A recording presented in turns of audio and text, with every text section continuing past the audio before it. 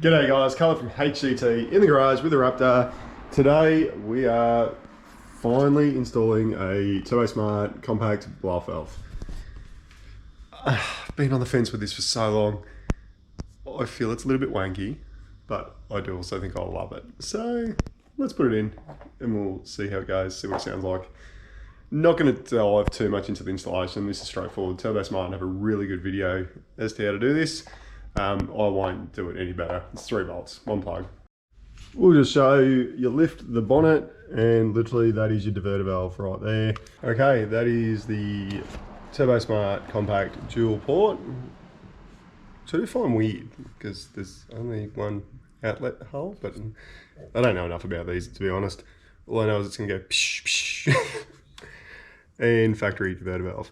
One thing I noticed when you pull the factory one out, just be careful because this O-ring does stick to the pipes.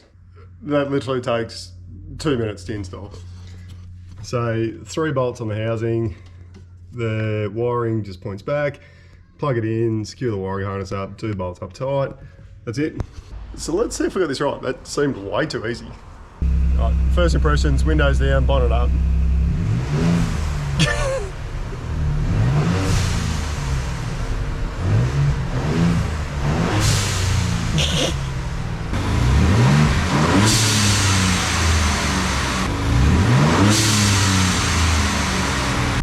So the first thoughts, it's a bit P-plater-ish.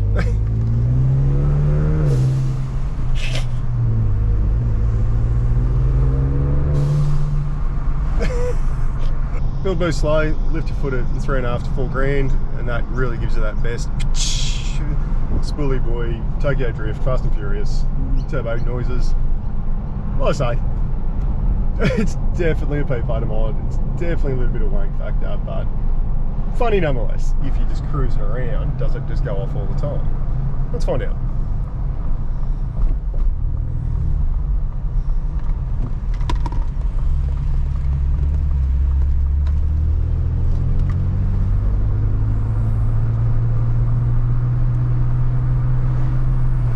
So just normal driving around the street, seems okay.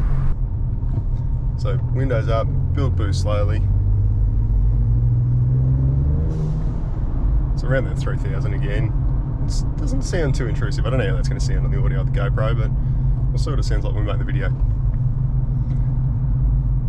Either way, it's a cool little mod for what it costs. So I've naturally done this for nothing more than the wank factor of psh, psh, psh, spoolie boy turbo noises.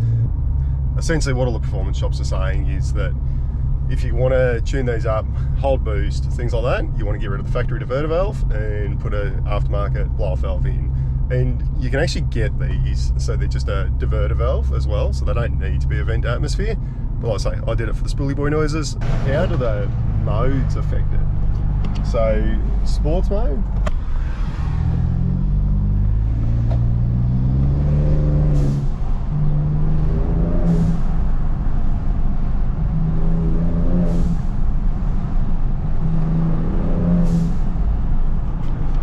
So in sports mode, because obviously it sits higher in the rev range and holds RPM, you find you sit a little bit above that too anyway, so it's actually really easy to give it a little bit of throttle and make it go off, a little bit of a squirt, back off and psh psh. Geez, I hope my psh psh doesn't sound better than the sound of this thing on camera, because it actually does sound really good. We'll just give it a little quick squirt in Barja, because Barja's also got anti-lag.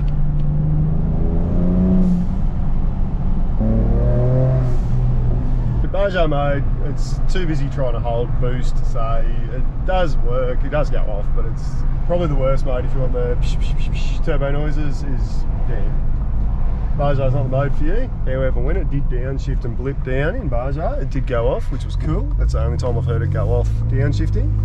But sports mode, that's probably the one to get the most bang for buck.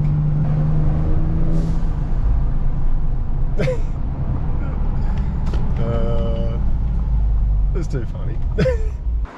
There you have it. That is the Turbosmart compact dual port blow valve in a Raptor Ranger.